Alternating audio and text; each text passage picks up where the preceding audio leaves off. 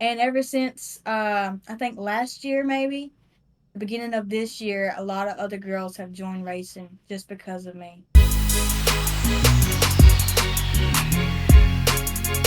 Welcome back to another episode of Checkered Roots. Thank you so much for joining us wherever you may be. Really excited for this episode. This is one that's been scheduled for quite a while, to be honest with you, and I'm excited to get into it. And this will be another first for us. We've been taking care of a lot of those here lately. This will be our first two-person interview, so it's a father-daughter duo, and I'm really looking forward to hearing their input on things, their perspective on things. So, without further ado, let's introduce Miss Ronnie Johnson and Mr. Daryl Johnson. So, guys, how are you tonight? Good, how are you? We Doing well. wonderful. Fantastic. Yeah, it's been brutally hot. I feel like I've said that almost every episode, but I just cannot preface how hot it has been here in the Midwest. So, how is it? Has it been decent where you guys are at, or are you guys kind of battling the same type of stuff? About 100 degrees.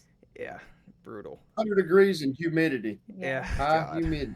Yeah, Kansas City is you get the most extreme stuff, right? You get the most brutally cold temperatures that you could ever imagine, and then you get the most brutally hot temperatures you can imagine. So, best of both worlds, I guess you could say, right? That's right. Wonderful. Well, why don't we start off? Introduce yourselves. You know who you are, what you do. You know, Ronnie, if you have a day job. Daryl, what you do for a day job. Ronnie, what you race. Daryl, what you do with the race team. Let's do some introductions here, and I'll let you guys pick who goes first. But yeah, let's hear about it. I'm Ronnie Johnson without a E. I am 20 years old. I've been racing for 3 years now. I race a Crown Vic. It's like an old cop car. I'm not in one of those big cars yet. Um, I just I stay at the house most of the time, and I do school. I'm in college. That's about all I do. Perfect. Daryl, what about you, sir?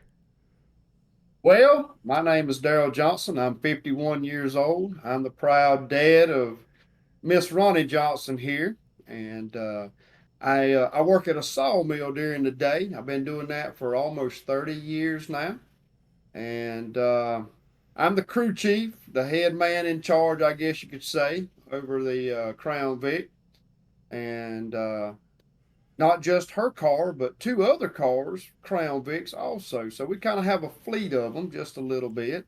But we kind of just focus on Miss Ronnie a little bit, not because of just showing partiality here, but my oldest daughter, she races one, and her soon to be husband, he kind of takes care of hers. And then I have another one that a younger guy drives, and he wants to do his own deal. So it works out really good for us. So that's kind of what we do and how we do it, and we really enjoy it.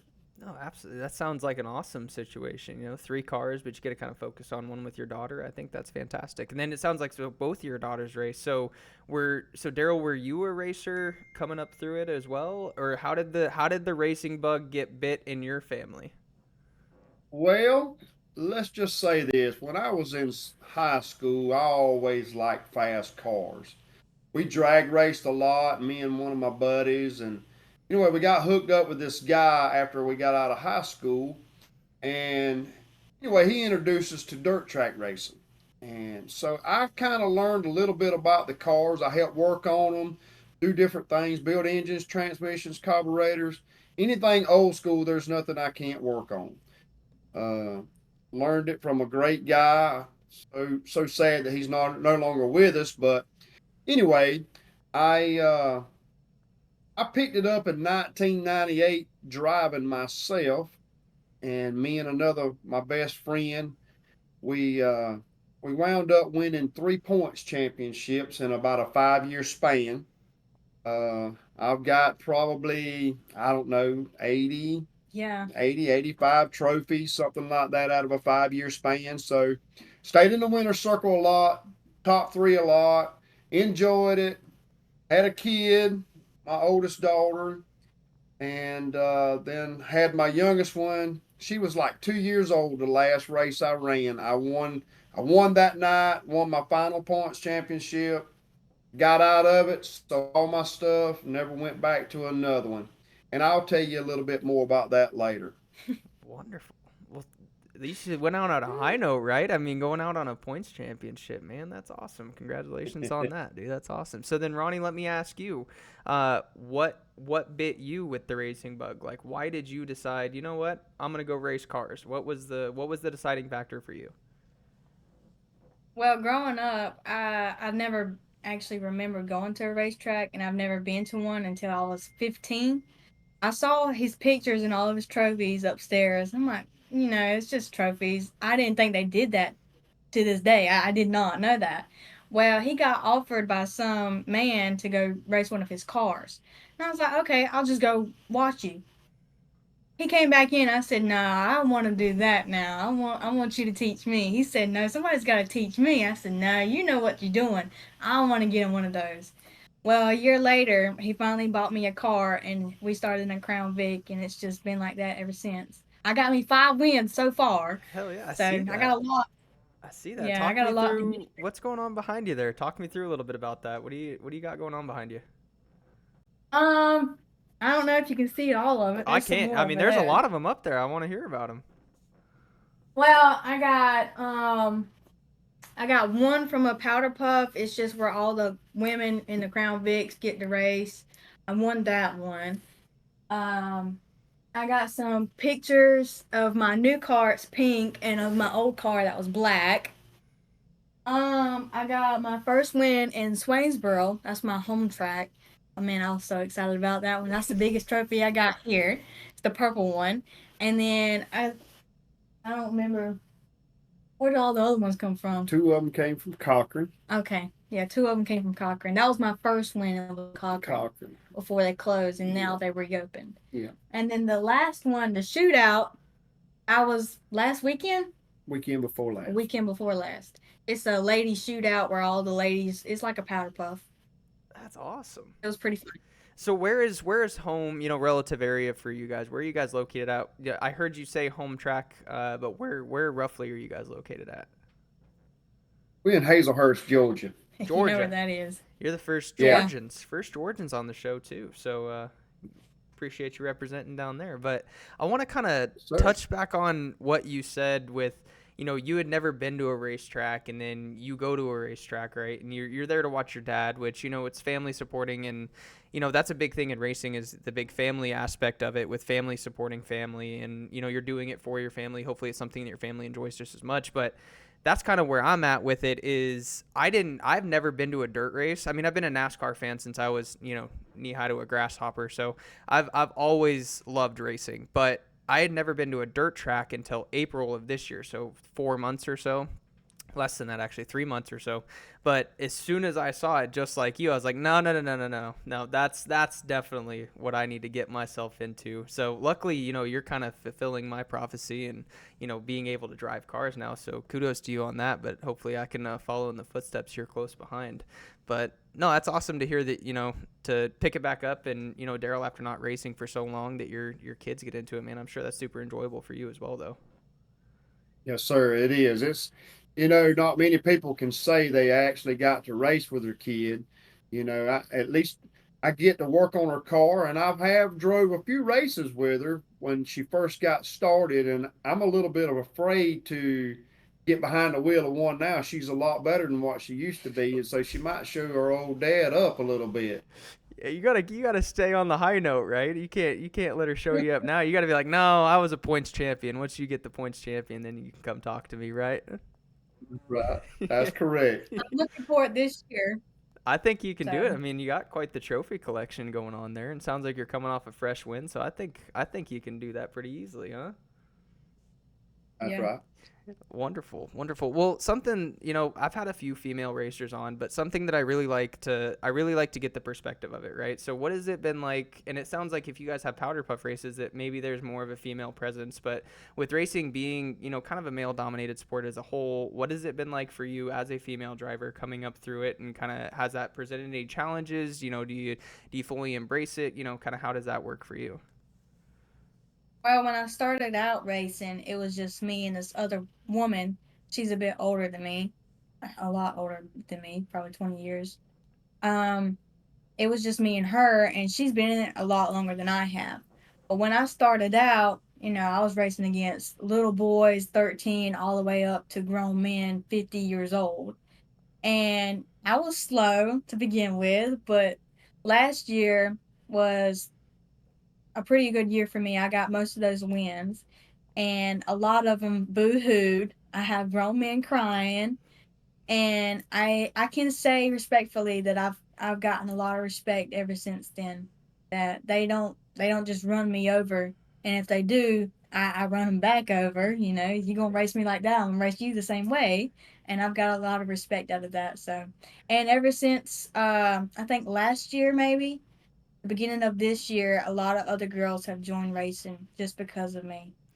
See, I think that is by far, I mean, that is by far the coolest thing. Every time I talk to a female driver, somebody says something very similar to that, right? And I think that the impact that you have as a female driver in this sport is far greater. I mean, race car drivers are cool, right? Kids are going to think race car drivers are cool regardless. But and I was talking to Jocelyn Hibbert about this, but when a little girl at the racetrack, or maybe just, a girl your age or maybe even older, sees another woman at the racetrack, another female driver, that I think that resonates so much more in the impact that you have on that to inspire those people to pursue those dreams. Maybe people have seen, or maybe some female drivers have been like, man, I really want to get into it. I just don't know if I would have a place in it. And then they go out there and they see you winning these shootouts or winning these trophies and doing as good as you're doing, and it gives them the inspiration to step off that ledge and say, you know what, no, I'm gonna go drive now. So I think that impact that you have is far greater than just your average Joe male driver. Yeah, a lot. Yeah, I love it. No, I love it. Well, then let me ask you this then. What is some of your proudest moments in racing? And Daryl, that can be directed at you too. You raced back in the day, but what are some of your guys' most proud moments in racing? Something you hold near and dear to your heart? Um, I got a lot of them really, but mostly, when I get out, I actually have the opportunity to be a part of the children's ministry over there and running for Christ ministry. So that also is really good when you go to a racetrack and you see all these kids that's never been to a racetrack, and you're the first racer they see in person, and they get in your car and look at it. They can never do that most of the time. It's just a big old smile on their face. It's just something you just can't give up with it. You can't. Oh, that's awesome. Daryl, how about you, And sir? Well, if I go all the way back to when I was 25 or so, some of my proud moments is probably my very first championship trophy. Uh, Probably the next thing other than that was the following year to top it back off with another championship back to back.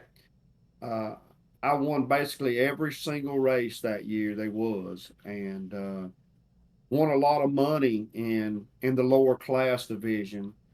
And that would probably be one of my better racing moments as far as me personally. But there's nothing that compares to watching my child achieve something that I never dreamed that she would ever take up on. And so to me, that's a proud dad moment to see my kids succeed in a man's sport. It is tough on a woman because, like you said, it's most dominantly male made up, and when you when you go against a male, males are more aggressive. They're more masculine. They're more out there to do a man's thing. And when you take a young lady and put it in that sport, you find out that sometimes the woman is not aggressive as much. She's not as physically strong as much, but she can compete. And we have proven that in the last few years. So to me, that is one of my proudest moments to see my kids succeed in this sport. Yeah, absolutely. Absolutely. And that you answered that beautifully, because my follow-up question to that was going to be, what is one of your proudest moments as a father watching your daughter's race? But I think that you said that really nicely, so I think I'll leave that one alone. But Ronnie, did you have another one? It sounded like you might have had another one that you wanted to speak on there. Just winning my first race ever. Yeah, you can't beat I was that, about right? to. It don't matter if you win, second, and then the first person gets thrown out. It's still a win. Win is a win, right? Right. Right. Right. Absolutely. Yeah, we won't ask any questions about it, right? That's a win. Yeah. Um Right. so actually I kind of want to piggyback off something that Daryl said with the aggression part of it. In you see it a lot in racers as a whole, but are you able to kind of turn it on a little bit when you put the helmet on, or are you not, are you guys, and I haven't watched a Crown Vic race to be honest with you, but is it kind of beating doors and bumping bumpers and stuff like that in the Crown Vics, and are you able to turn that on and turn it off? Because I mean, yeah, I mean, you have to be aggressive on the racetrack, right? Or else you're going to kind of get pushed around and bullied out. And, you have to kind of stand your ground and show them, I'm not going to take shit from you. I'll give it right back to you. It's like a derby race. It's, Oh, you're after one another. sure. It's very dangerous, but it's so fun. Sure. So you're able to, because in racing, if you don't, if you're going to get pushed around if you're scared to give it back, from what I've learned at least. Like I said, I've never driven, but from what it looks like to me from the outside looking in and from talking to people, if you don't give it back, then you're just going to get pushed around and pushed out. So you're not scared to give it back, huh? I love it. No, that's how you Yeah, that's how you get it, right? win. No, I love it. No, I love it. So then what does the future look like? I know we talked a little bit before recording, but what does the future look like for you, Ronnie and Daryl? This can go both ways, but what does the future look like? Different classes, or are you looking to kind of stay in the Crown Vics, or do you have aspirations to kind of go higher? I really want to go into a bigger class when I'm ready. I have to be, prepared to be in a bigger class because it's a lot more money. But after Crown Vics, it usually goes, you can go straight into a late model or a street stock. So it's either one of those. But I really hope I can go all the way up to super streets and maybe even NASCAR one day. I really hope the biggest for the future, honestly. Heck yeah, I'm rooting for you in that. And Mr. Daryl, what do you kind of see in the future for you and for the team and everything? Well, they say dream, but dream big. Chase your dreams. There's nothing wrong with chasing your dreams. Uh, there are dreams that come true, and there are some that don't. But if this is where your heart lies at, there's nothing wrong with chasing your dreams. If you can afford it, keep your family afloat. Don't take no food off your table, but enjoy life every step of the way. And if every means possible, by all means possible, if I can move my kids up, whether it's a step at a time or ever how much we can go, I'm going to do my best at making sure that they achieve some of that. Uh, Sponsors are a big thing, and we still look for sponsors. Uh, when you run the lower classes, it seems like it's harder to find the sponsors, but the lower classes are a lot more fun to me. Like you said a while ago, you beat and you bang. It's a battle. You give and you take. When you move up in the late models, you beat and bang and you tear somebody's $500 nose off their car. They're not going to be too happy with you.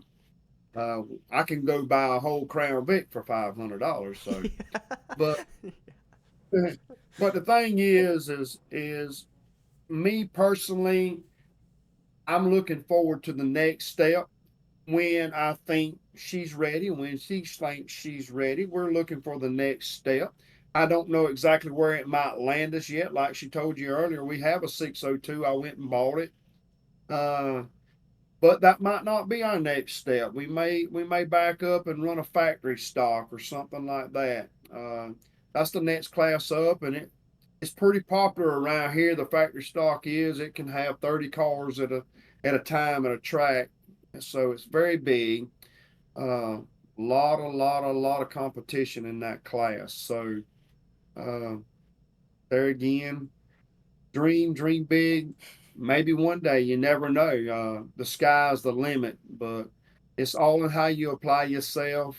And sometimes it works out, sometimes it don't. But you, either way, you're a winner. Yeah. Yeah, that's perfectly spoken. I like that a lot. No, I like that. I'd like to kind of continue on that. So, being someone, I don't come from a racing family. I'm the first one in my family who's even decided I'm going to do something remotely close to racing. But what are, both of you guys again, what are some pieces of advice that you would give me as someone who's getting into the sport? If you could go back and do it over again, or if you could, say, hey, I've seen a lot of people make this mistake, or, just the hard-earned advice that you've learned over the years. But for someone who's new to it, coming into it, what would be your best pieces of advice? You want to talk first? Elaborate. You don't know? Probably just, go for it. Don't look back, You need to do something. Don't regret anything you do in life. That's mostly the thing. And racing family is a whole different type of family and friends. It's like you're so close to certain people, and some people you might fight one night, and then the next day they call you, "Hey man, can you come help me build my car?" And you're right over there helping them. I mean, it's something you can't describe to somebody who's never even been in there. It's just something you have to experience for your own self.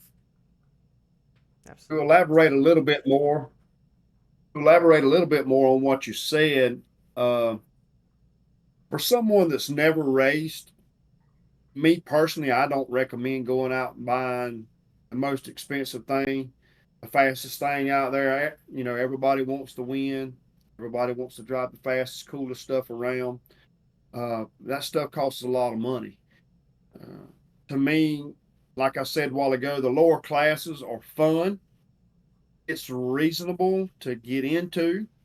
Uh, I mean, right now you wouldn't think so. I've got a Crown Vic out there that's worth more money than that late model is. But in the very beginning, it's probably the cheapest route. Like I said a while ago, you can buy a Crown Vic. You can buy the whole car a lot of times, five, six, $700. Put your cage in it. Depending on who you know, you can get a cage anywhere from 500 to 2,500.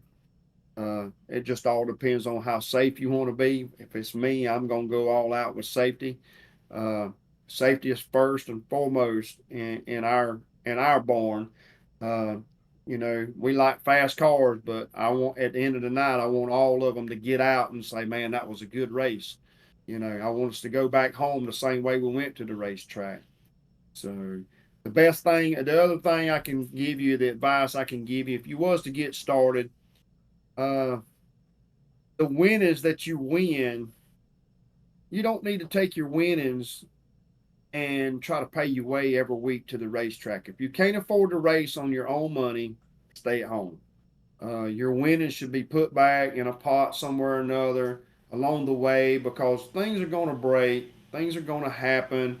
You blow an engine, man, and in the Crown Vics, they're not that much, but it could take $500-600 to get a used engine.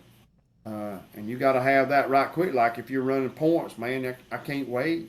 You got to have it. So if you tear the whole car up, you got to build a whole brand new car. It could take you about $35 to $4,000 to build a whole new car or buy one. So it's always smart to save your winnings, put your winnings up, and always race off your own money to get to the track and back home. If you can't do that, then just stay home. Yeah, it's kind of like, at the end of the day, I think a race team, well, I mean, it is a business, but even, if you're running a solo car, run it like a business, right? Reinvest your money that you take out of it, reinvest it back into the car until it pays for itself and you have a good enough nest egg, and then you can start taking some of the profits. But no, that's Correct. the first time that someone has said that to me about the winning side of it and with the money side. So I really appreciate that. And 100%, So, every single person I talk to says stuff about safety, and I'm in the same exact boat. I refuse to buy any safety equipment off a marketplace just because I don't know where it's yeah, been. I don't know what it's been through. I don't know if it's been tampered or, stuff like that. And it's not, anybody listening, that's not anything to mess with. You don't, racing is fun. It's a hobby. It's a sport. It's expensive. that's But at the same time, you don't want to, you might not have the opportunity to say, man, I wish I would have spent more money on a good helmet, or man, I wish I would have spent more money on my roll cage, or you might not have that opportunity, especially when it comes to cars. I mean, they're heavy Right. cars. It's a car accident. Like it's a legit car accident when you run into the wall. Now it doesn't look that bad, or people walk away from them every time, but that's because of the safety stuff. It's not like your seatbelt in your car or anything like that. So 100%, yeah, I refuse to skimp out on anything like that. But thank you for the money advice. I do really, really appreciate that. You're welcome. Um, one of my other good questions that I get a good story at least, you know, every time I ask it, I would say. But what's do you guys have any good racetrack stories? You would not believe this, or the crazy stories at the track or anything like that. You guys got any good ones like that? You got a Uh, good one? the only thing I can think of is when I flipped. Oh well, Well, yeah, enjoy. that's the only thing you can think of. I mean, that's pretty damn good. Let's hear it. Well, it's one of our close tracks is Dublin 441. We was racing, and I think I was fourth, third, maybe Cool. fourth, and I was coming around turn three and or turn one and two actually, and I was in the middle, coming off of a corner. You can't go three wide. It's at least two or one car. I was three wide and in the middle. Well, I was tearing off my tear off, so I didn't know what was going on. I'm just driving on the curve and I'm tearing off my tear off. It's normal. You can totally do that. I got shoved into the wall and flipped upside down. And as I'm hanging there, I'm waiting for somebody to come get me because I have no idea what just happened. I'm tearing off my tear off, and all of a sudden, I'm upside down. Well, they finally came and got me out of the car, and they said, "You need to walk out and say that you're okay." I said, "Okay, but am I okay? Like, I don't know. I'm supposed to know." So I turn around and I wave at all the fans, and everybody's cheering. And I get back in. I have to go to the ambulance just to make sure I'm okay. And I was okay. I was totally fine. Probably a concussion, but I was okay. I got back into the pits, and my dad said, "Do you want to get back out there, or you want to go home?" I said, "Is it drivable?" He said, "Yeah." I said, "Well, get me back out there. Yeah, I let got me it out. right." Yeah. So I got back in the car and went back out there, and I think I finished third, second, Second that night. second. Second, I think it was. You Come from 19th, second. Yeah. you flipped a car, took the same car that you flipped, and drove it to second. Yes, sir. Hot damn, that's a hell of a night. I mean, that Yes, sir. is roller coaster racing. A series of highs and lows, if I'd ever say so myself. That's That's where awesome. some of my respect came from. Yeah, yeah, I would sure hope so. I mean, how do you not give respect to that, right? That's That's right. awesome. What about you, Daryl? You got any good stories? Well, that's a pretty good story right there. That's kind of hard to top. Right. Uh, Yeah. Right. Man, I've been personally at the racetrack. I've been anything from upside down to on fire to through a concrete wall, on top of a concrete wall. You name it, I've tore up a lot of stuff, but I won a lot of things. But probably the most memorable thing, I probably won't forget this for a while, but it was not at the racetrack. It was coming home from the racetrack one night.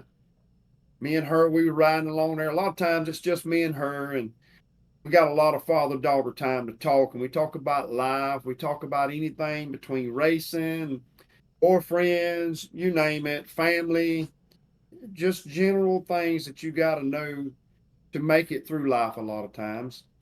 And me and her was talking, and we riding along there, and we start around this curve, and I happened to see something out the corner of my eye, and I was like, "Did you see that?" She says, "No." I said, "There's something in the woods." I said, "Either it's a light or there's a fire." I said, "But it's not supposed to be there. I ride this road every day because it's on my way to work, also to the track we go to." And I went down to the road, and I turned around, backed the car into a dirt road and turned around and went back. And as I got closer, I said, "Let the window down in case, we can see better or hear something."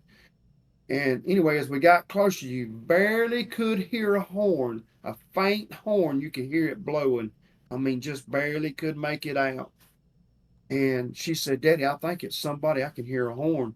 So we go on up, and sure enough, as we rounded the curve again, we slowed down enough you could tell there was a little bit of light left. And so I pulled over into a dirt road, And I told her, I said, come on, go with me, but stay on the highway or stay in the ditch. I said, I'll go down. I said, go ahead and call 911. So I went down, and there's this lady in the car. She is kind of pinned in a little bit, can't move, can't feel her legs. I'm trying to get her to calm down, tell me who she is. You know, are you bleeding anywhere? Do you hurt anywhere? She said, I can't feel my legs. I can't move. I can't move anything. And I said, just stay calm. Talk to me. She's trying to get a hold of her daughter, and she's like, we was just talking. Take my phone. I called. Nobody would answer. So she finally got 911. People started coming, and at this point, every, the policemen and the ambulance people wanted to fight about who was going to have to go down there and get her and turn her out. And they kept asking me, how did I get down there? I said, you just got to go down here. I mean, it's kind of a steep terrain, a little bit off down in the woods. I said, what the best thing I know to do is get her out, put her on the stretcher, and let's just keep handing her up till we get her out, not try to walk up with her. And they was like, yeah, that's a good idea.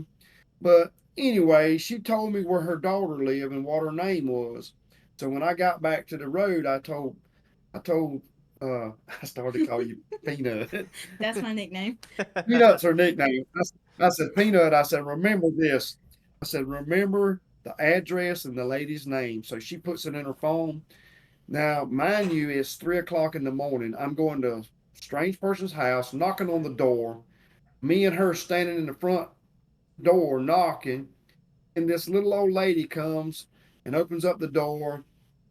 And I said, ma'am, I don't know you, but your mom has been in a wreck. I said, she's okay, I believe, but they gonna take her. I don't know whether it's gonna be Swainsboro or Vidalia, but you might want to go check on her.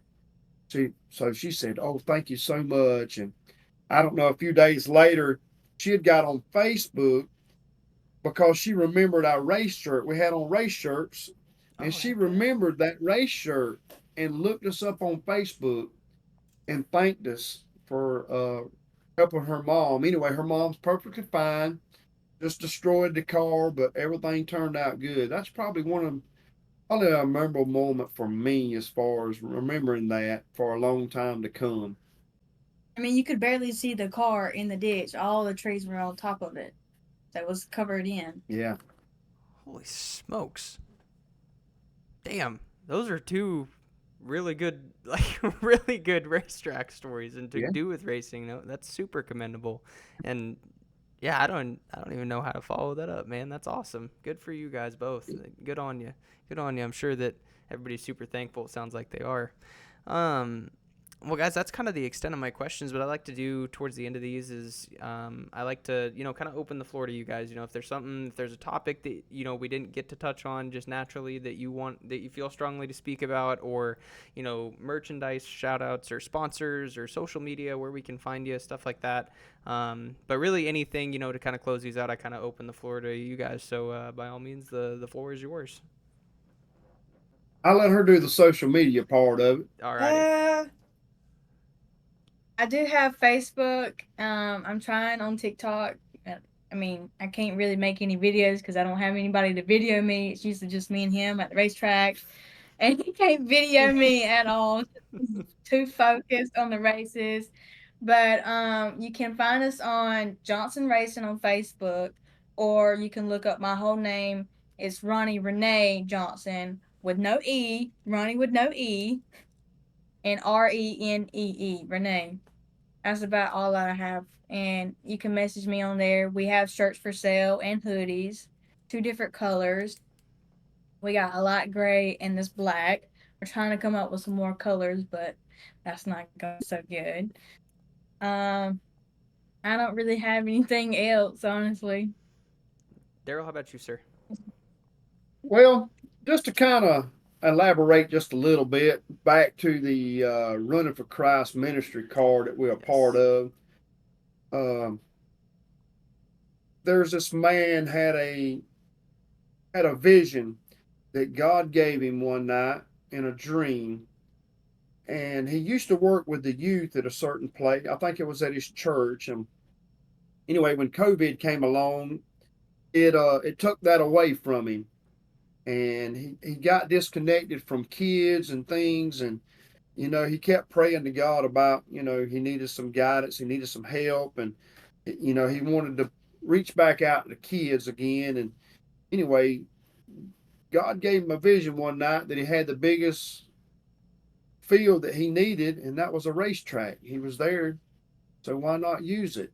And so anyway, God directed his path and kind of put us in his path, and that's how we became part of it. But we have a two-seater race car that during the national anthem, we ride kids around during the national anthem with the flag. We also give out backpacks to the kids. Any kid that comes in the gate from fifth grade down gets a free backpack. If there's some older ones that come in and wants one, we don't turn them down. Spreading the gospel, spreading the word of God is the most important thing. Uh, some people's going to believe, some people's not. But I look at it like this: I'd rather live believing that there was a God and die and find out that there wasn't, rather than not live for a God and die and find out that there was. At that point, it's too late. So the main important thing is this: to me, the most important decision any of us will ever make is where we're going to spend eternity. We have that choice. And I believe with all my heart that Jesus Christ died on the cross for our sins and rose on the third day. And he intercedes on our behalf every day. And, his blood, his innocent blood was shed for our sins. So I believe that's the most important thing, no matter what we do in life, no matter whether we race or whether we don't, whether we work or whether we don't. That's to me, that's the most important thing that we could ever give advice on. Yeah. No, that's it's cool when you can take something outside of racing that you're very passionate about, such as religion, and you can intertwine that into your racing, doing this racing for Christ and stuff like that. So that's super special, and I can tell that you guys are very passionate about that, and I think that's fantastic to be able to race for a cause like that is commendable. Absolutely. That's awesome. If people want to support that, is there a way that they can support the Driving for Christ Yes, stuff, or how do we yes. find out anything about that? It's on Facebook, running for the number 4 Christ Ministries. It's a nonprofit organization. Perfect.